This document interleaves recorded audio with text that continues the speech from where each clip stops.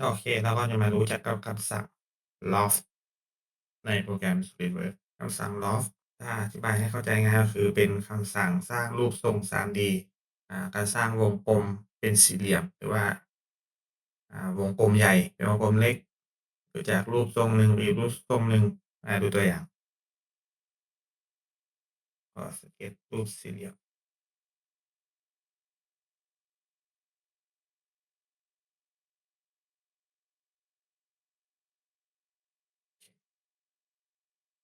อย่างงี้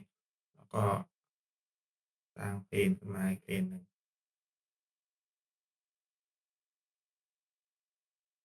บนเราจะใช้เป็น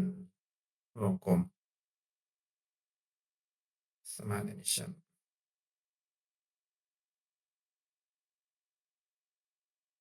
Loft คลิก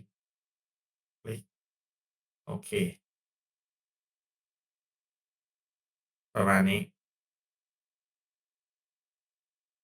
เราให้มันหนาสัก